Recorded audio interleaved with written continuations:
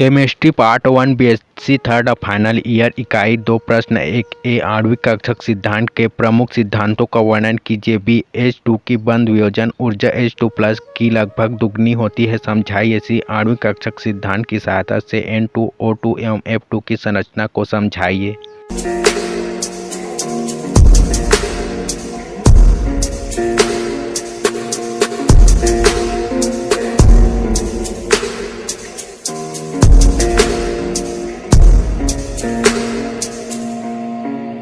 Так дайте пацанам посчитать потери. Суммы нули погибают на сцене. Снова один, прогуляюсь без тени. Заливаю лик, поцелуй на шею. Эй, как дома, правда назад. उत्तर ए सहसंयोजक बंध द्वारा अणु बनने को समझाने के लिए हुंड एवं मुल्किन ने आणविक कक्षक सिद्धांत MOT प्रतिपादित किया, जिसके अनुसार जब दो परमाणु समीप आते हैं तो उनके कक्षक ऑर्बिटल संयोग करके नए कक्षक बनाते हैं, जिन्हें आणविक कक्षक मॉलिक्यूलर ऑर्बिटल कहते हैं। 2 आणविक कक्षक बनने के बाद उनको बनाने वाले परमाणु के परमाणुक कक्षक एटॉमिक ऑर्बिटल का अस्तित्व पहचान समाप्त हो जाता है। 3 परमाणुक कक्षक एवं आणविक कक्षक में अंतर यह होता है कि परमाणुक कक्षक में उपस्थित इलेक्ट्रॉन एक नाभिक के द्वारा प्रभावित रहता है, जबकि आणविक कक्षक में उपस्थित इलेक्ट्रॉन 2 या 2 से अधिक नाभिक द्वारा संबद्ध प्रभावित रहते हैं। अतः परमाणुक कक्षक एक केंद्रीय मोनोसेंट्रिक होते हैं, जबकि आणविक कक्षक बहुकेंद्रीय होते हैं। 4 केवल वे ही परमाणुक कक्षक आपस में संयोग कर सकते हैं जिनके लिए सिमेट्री अनुमति देती है एवं जिनकी ऊर्जा लगभग बराबर होती है। 5 प्रत्येक आणविक कक्षक को तरंग फलन साई द्वारा प्रदर्शित करते हैं। आणविक तरंग फलन साई का अणु के लिए वही महत्व होता है जो परमाणुक कक्षकों के लिए परमाणुक तरंग फलन साई का होता है, अर्थात साई स्क्वायर दोनों ही अवस्था में इलेक्ट्रॉन के पाए जाने की प्रायिकता इलेक्ट्रॉन घनत्व को दर्शाता है। 6 आणविक कक्षकों में ऊर्जा स्तरों का मान श्रोडिंगर समीकरण के हल द्वारा परिकलित किया जा सकता है। 7 जितने परमाणुक कक्षक अतिव्यापन में भाग लेते हैं उतनी ही संख्या में नए आणविक कक्षक बनते हैं। अतः 2 परमाणुक कक्षकों के संयोग से 2 आणविक कक्षक बनते हैं, जिनमें से एक की ऊर्जा संयोग करने वाले परमाणुक कक्षकों से कम होती है, जिन्हें आबंधी आणविक कक्षक एवं दूसरे की ऊर्जा अधिक होती है, जिसे प्रतिबंधी या विपरीत बंधी आणविक कक्षक एंटीबॉन्डिंग मॉलिक्यूलर ऑर्बिटल कहते हैं।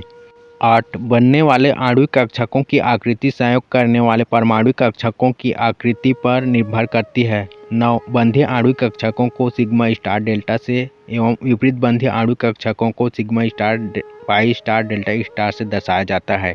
10 आणविक कक्षकों में इलेक्ट्रॉनों का वितरण आप-बाउ-हुंड एवं पाउली के नियमानुसार ही होता है, अर्थात इलेक्ट्रॉन पहले कम ऊर्जा वाले बंधी आणविक कक्षक में जाते हैं, इसके पश्चात ही अधिक ऊर्जा वाले विपरीत बंधी आणविक कक्षक में भरे जाते हैं। 11 किसी अणु में उपस्थित सहसंयोजक बंधों की संख्या को बंध क्रम बॉन्ड ऑर्डर कहते हैं, जिसकी गणना निम्न सूत्र के द्वारा की जा सकती है। बंध क्रम इक्वल 1/2 ब्रैकेट बंधी आणविक कक्षकों में इलेक्ट्रॉन संख्या माइनस विपरीत बंधी आणविक कक्षकों में इलेक्ट्रॉन संख्या। बंध क्रम equal 1/2 bracket NB minus NA, जहाँ NB व NA क्रमशः बंधी एवं प्रतिबंधी आणविक कक्षकों में उपस्थित इलेक्ट्रॉनों की संख्या है। आणविक कक्षक 3 प्रकार के होते हैं। एक बंधी अथवा आबंधी आणविक कक्षक, बॉन्डिंग मॉलिक्यूलर ऑर्बिटल।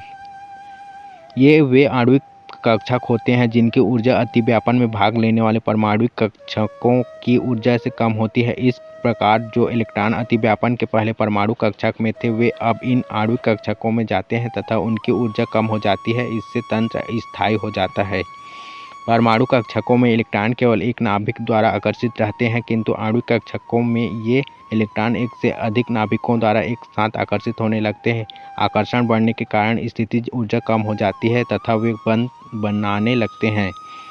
इन कक्षकों को बंधी या अबंधी आणविक कक्षक कहते हैं। 2 अनाबंधी आणविक कक्षक, नॉन बॉन्डिंग मॉलिक्यूलर ऑर्बिटल्स। इन कक्षकों की ऊर्जा बंधन में भाग लेने वाले परमाणु कक्षकों के ऊर्जा के तुल्य होती है, अतः इन कक्षकों के बनने से अणु स्थायित्व अथवा अस्थायित्व प्राप्त नहीं करता। ये कक्षक न तो बंधन के अनुकूल परिस्थितियाँ उत्पन्न करती है और न ही प्रतिकूल, अर्थात एक बॉन्डिंग में भाग नहीं लेते हैं, अतः इन्हें अनाबंधी आणविक कक्षक नॉन बॉन्डिंग मॉलिक्यूलर ऑर्बिटल कहते हैं।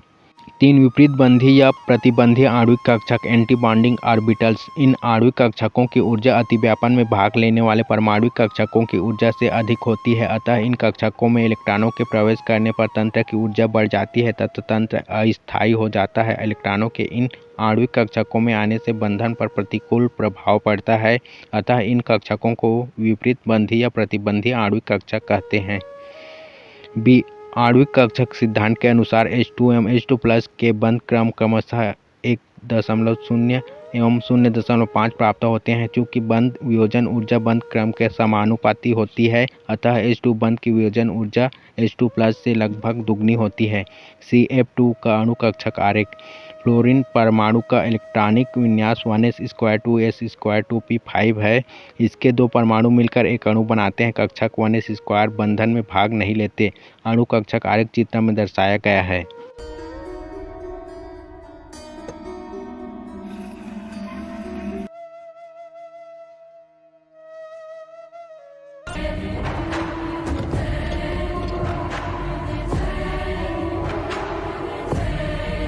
अतः अणु कक्षक इलेक्ट्रॉनिक विन्यास होगा बंधी इलेक्ट्रॉन इक्वल 10, अबंधी इलेक्ट्रॉन इक्वल 8, इसलिए बंध संख्या इक्वल 10-8/2 इक्वल 1।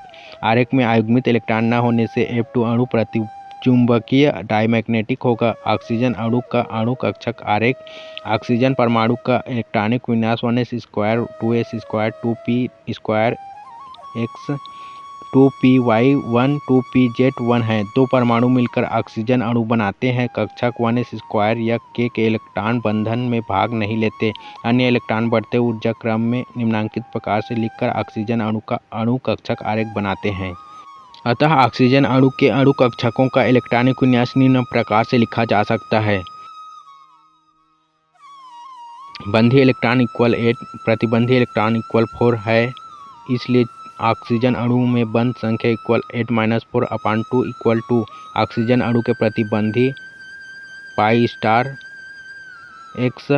π*y अणु कक्षकों में 2 अयुग्मित इलेक्ट्रॉन हैं, अतः अणु अनुचुंबकीय होता है। फ्लोरीन के अणु का बंध क्रम 1 है, अतः वह O2M N2 से ज़्यादा क्रियाशील होगा। ये सब क्या देखना पड़ रहा है? अच्छा है मैं अंधा हूँ। N2 अणु का अणु कक्षक आरेख। नाइट्रोजन का इलेक्ट्रॉनिक विन्यास 1s² 2s² 2p3 है। इसके 2 परमाणु मिलकर एक अणु बनाते हैं। नाइट्रोजन अणु का अणु कक्षक आरेख चित्र में दर्शाया गया है। बंध क्रम इक्वल 8-2/2 इक्वल 3।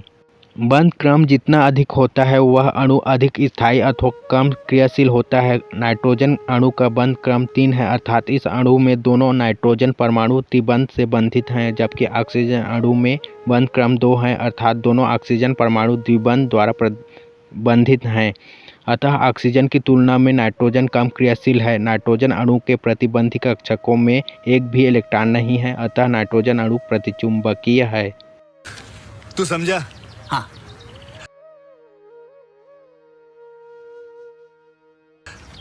नहीं, तू समझा नहीं।